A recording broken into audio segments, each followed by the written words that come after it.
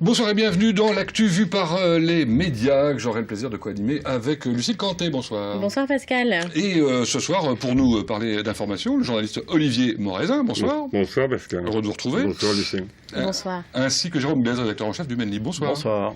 Alors ce soir, nous parlerons de l'entreprise Class, l'entreprise Moncel, qui révise les 35 heures, de la petite polémique autour de cette expérience menée au collège Anne-Franck où les élèves ont passé une nuit dans une tranchée qu'ils avaient construite. Et puis, on va débuter, si vous le voulez bien, par le procès qui se tenait à Quimper aujourd'hui. Une Moncel, donc, jugée pour infanticide. Voilà, on rappelle en quelques mots les faits. Cette institutrice avait tenté de se suicider en septembre 2011 avec ses 2 enfants. Les 2 enfants sont décédés. Elle avait, elle, été réanimée. Alors, pendant le procès, il y a une question centrale qui a été posée. C'est la responsabilité pénale. Les experts psychologues sont divisés. Ils ne sont pas d'accord. Mais visiblement, pour la cour d'assises, c'était assez clair. Elle est responsable.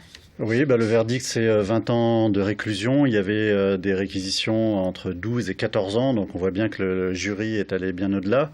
Ça montre aussi effectivement qu'une expertise, c'est pas forcément totalement scientifique.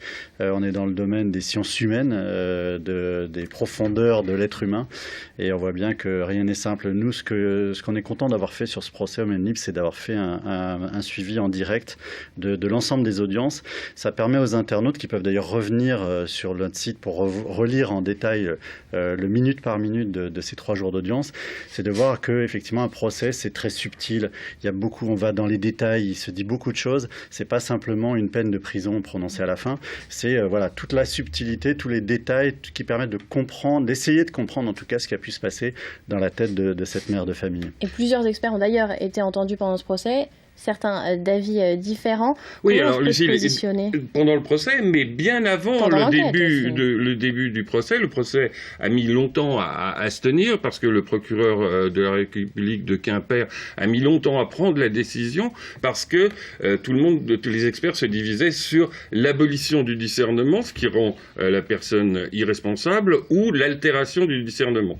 Au final, ce qui est intéressant aussi, c'est qu'avant le verdict qui a donc été rendu tôt dans la soirée, son avocat avait, avec l'accord de l'accusé, refusé de plaider l'abolition du discernement et donc l'acquittement, parce que ça aurait été bien trop terrible pour la famille des 2 enfants.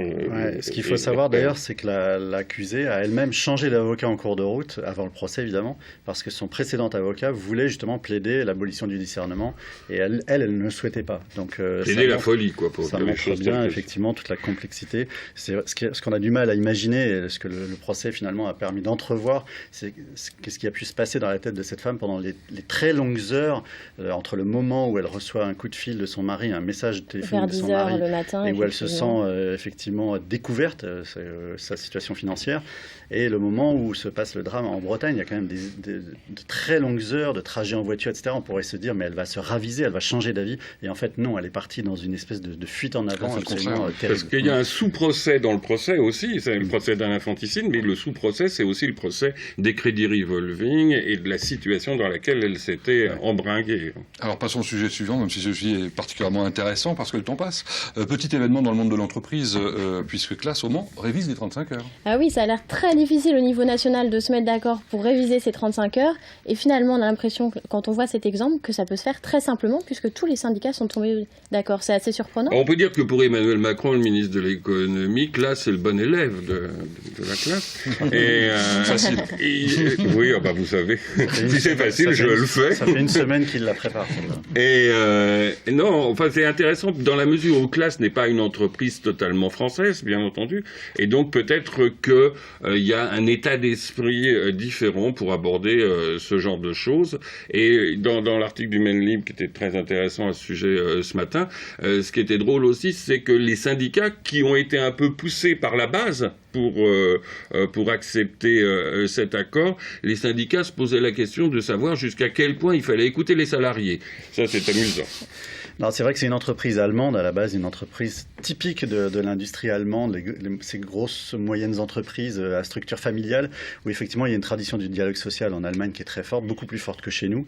Et on voit bien que c'est intéressant d'aboutir à ce type de résultat. Maintenant, est-ce que c'est transposable à toutes les entreprises, notamment dans le style de management un peu différent, qui est celui qui prévaut souvent, malheureusement, dans certaines entreprises en France? On en est peut-être un peu loin. Et puis il y a aussi une question de culture chez les syndicats eux-mêmes qu'il faut peut-être faire évoluer. 3 mots pour terminer sur le début de polémique autour de l'expérience menée au Collège Anne-Franck. Oui. Ces élèves, ces collégiens donc, qui ont passé la nuit dans une tranchée qu'ils ont construite. Voilà, la nuit de lundi à mardi, ils se sont relayés sous forme de 3 régiments et ont passé la nuit dans une tranchée.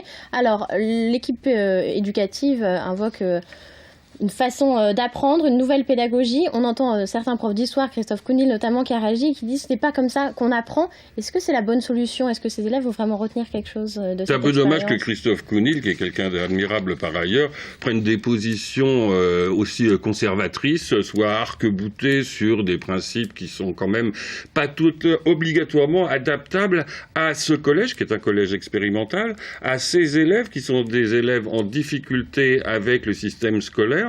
Moi, je trouve que, pour les avoir entendus et leurs professeurs, je trouve qu'il n'y a vraiment pas de quoi fouetter un poilu. De la part de Christophe Kounil, ça n'est qu'un tweet aussi. Hein. Oui. C'est pas non plus une déclaration. Tout ce tweet, mais c'est maintenant. une prise de position. Oui. Tout de même, on sait qu'en tout cas, l'enseignante a rencontré quelques difficultés. Elle voulait construire une deuxième tranchée un peu plus grande. On lui a dit stop, Elle était très bâtisseuse. il faut ralentir. Non, mais évidemment, on peut dire, on se croirait dans un parc d'attractions, on peut toujours faire ce genre de critique, on est loin des fondamentaux de l'enseignement académique, etc. Mais en même temps, on a affaire à des élèves qui n'arrivent pas à apprendre, à s'intéresser à cette matière. Donc il faut bien trouver un moyen de les intéresser. Et c'est ça qu'essayent de faire ces enseignants dans ce collège expérimental. Et finalement, qu'est-ce qui est intéressant, c'est de savoir que ces élèves, finalement, se sont intéressés à ce sujet.